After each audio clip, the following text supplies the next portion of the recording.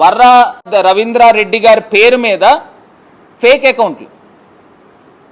అకౌంట్ల ద్వారా ఈ పోస్టులు చేశారని చెప్పి నేరుగా అక్కడ పోలీస్ స్టేషన్లో ఆయన కంప్లైంట్ పెట్టారు.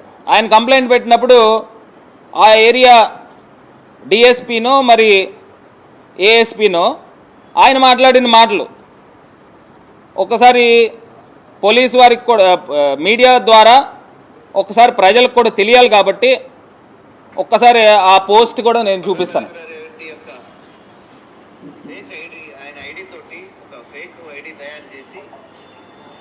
వైఎస్ షర్మిల గారి అట్లాగే వైఎస్ సునీత గారి మీద అబ్యూజ్ చేస్తూ సోషల్ మీడియాలో పోస్టులు పెట్టడం జరిగింది. సో అది చూసినటువంటి రవీంద్రారెడ్డి లోకల్ పోలీస్ స్టేషన్లో ఫిర్యాదు చేయడం జరిగింది. 3వ తారీఖు నాడు కేసు నమోదు చేసి ఈ అబ్యూజ్ చేసినటువంటిది సోషల్ మీడియాలో వైరల్గా మారి అది అనేక తగ్గుదలకు దారితీస్తుండగా దీన్ని ప్రతిష్టాత్మకంగా తీసుకుని అంటే దీనికి అర్థం ఏంటండి? ఎవరైతే కారకులు ఈ కారకుడైనటువంటి నేను అది కూడా చెప్తాను. అంటే ఇది ఏ రకంగా ఉందనంటే ఒక ఫేక్ ఐడీలను క్రియేట్ చేయడం అంటే ఇవన్నీ కూడా ఏంటంటే వెన్నతో పెట్టిన విద్య కిందన తయారైపోయింది. అంటే ఒకళ్ళ పేరు మీద ఒక ఐడీలు క్రియేట్ చేయడము, క్రియేట్ చేసిన తర్వాత ఆ ఐడీల ద్వారా ఒక బోగస్ ఒక గ్లోబస్ ప్రచారం చేయడం. అంటే ఈ రకంగా ప్రచారం చేసి మనుషుల యొక్క వ్యక్తిత్వాలని మనుషుల యొక్క క్యారెక్టర్ని ఈ రకంగా అసాసినేట్ చేస్తారా అని అడుగుతా ఉన్నా. అసలు ఎవరైనా కానీ కన్న తల్లి పైన ఎవరైనా నిందలు వేసుకుంటారండి?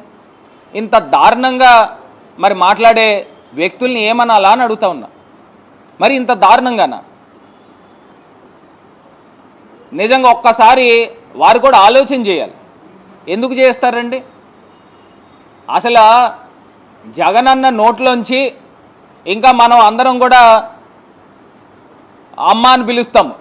ఆయన తల్లిగారు అనే పదం మాట్లాడతారు, విజయమ్మ గారు అనే పదం మాట్లాడతారు. ఆయన ఇచ్చే గౌరవము, ఆయన చెల్లికి కానీ తల్లికి కానీ ఇచ్చే గౌరవం. ఆయన షర్మిల గారిని కూడా షర్మిలమ్మ అని పిలుస్తాడు, విజయమ్మ అని పిలుస్తారు. అది ఆయన తాలూకా ఇచ్చే గౌరవం.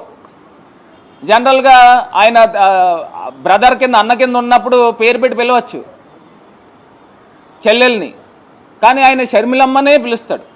మా దగ్గర ఎప్పుడైనా టాపిక్ వచ్చినా లేకపోతే గతంలో ఎప్పుడు మేము మాట్లాడినా ఆయన వాడే పదం అది, ఆయన ఇచ్చే గౌరవం అది. మనం జనరల్గా మేము ఇంట్లో మా చెల్లిని పేరెట్టే పిలిచేస్తాం, కానీ జగనన్న అట్లా కాదు. అమ్మ అని దానికి వెనకాతల దాని వెనకాతల ఆ పదం చేర్చి మరి జగనన్న మాట్లాడతాడు. అది ఆయనకున్న విజ్ఞత. ఒక్కసారి రాష్ట్ర ప్రజలు కూడా ఒకసారి ఆలోచన చేయండి, రాష్ట్ర ప్రజలు కూడా ఒకసారి గమనించండి. అంటే ఈనాడులో హెడ్లైన్స్లో నేరుగా ఆ రకంగా పదాలు వాడచ్చా అని అడుగుతా ఉన్నా. అంటే చంద్రబాబు నాయుడు గారు నోట్లోంచి వచ్చిన పదాలు అవి మరి ఏ రకంగా మాట్లాడతారు?